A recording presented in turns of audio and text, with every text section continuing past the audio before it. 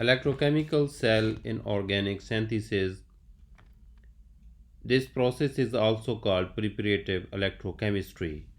Electrochemical cell contain power supply, electrodes, anode and cathodes, reaction mixture, and supporting electrolyte. Terminologies used during organic electrosynthesis: power supply, electricity a source, current movement of electron, potential voltage difference between two electrodes, provides energy to move electron, charge, current pass over time, electrode, conducting material that carries current into reaction solution, cathode reduction electrode, anode oxidation electrode, working electrode where the reaction of interest is happening, counter electrode opposite to working electrode, counter reaction on the counter electrode, cyclovoltammetry, an electrochemical analytical tool that is used to determine redox potential for electrochemical transformations. Over potential. Additional potential required depend on the electrode material. Standard potential of a redox reaction under standard conditions. Supporting electrolyte, chemical species which has an ionic strength and conductivity, is also called inert electrolyte or inactive electrolyte. Examples are tetrabutyl ammonium borate, lithium perchlorates. Some other indirectly related terminologies which are used in electrochemical synthesis: atom economy, maximizing the number of atoms of the raw material that are incorporated in the desired product.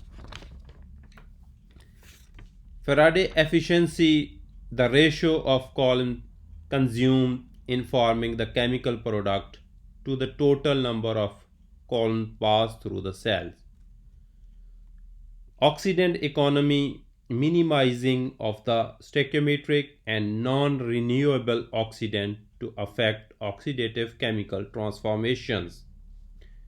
Resource economy, minimizing the overall footprint of the chemical transformation as to the complete life cycle analysis, including but not being limited to the use of naturally abundant or renewable feedstock, solvent, metal catalyst, energy, and redox reagent.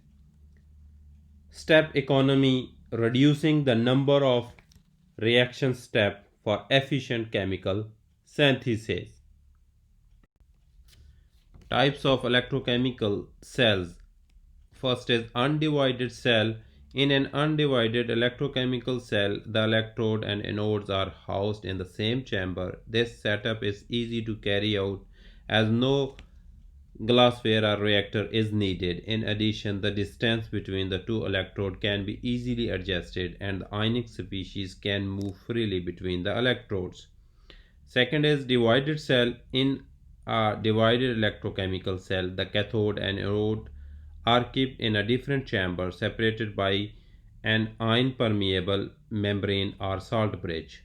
When using divided cell, the resistance is typically high due to the separation of electrode, which may lead to the slower reactions. However, the divided cell allow the possibility of maintaining different chemical environment around the two electrodes, thereby bring out fine-tuned reactivity inaccessible via an undivided cell. Third type is Cosi divided cell.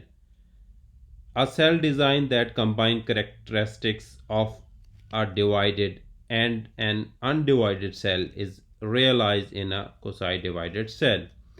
Success of the Cosi divided cell design is realized by two electrodes which have significantly different surface area, and galvanostatic electrolysis under rather low current like 10 milliampere is preferred. At the two electrode, different scenarios are then realized. At the working electrode, the constant current of 10 ampere cause a low current density at that electrode, and the material with the lowest redox potential is transferred over nearly the entire course of the electrolysis, and only at the electrode of electrolysis undesired side reaction will occur. At the counter electrode also the 10 milliampere are following in the opposite direction, and because of the much smaller surface area of the wire electrode, the current density is considerably higher. The concentration of the starting material is relatively low and mass transfer to the electrode is insufficient. Therefore, a large portion of current is used to electrolyze the solvent, and thereby chemical shortcut is mostly prevented. Two types of modes of operations are used in electrochemical reactions. And electrochemical reactions can be executed at a constant cell current, known also galvanostatic, or a constant voltage or potentiostatic.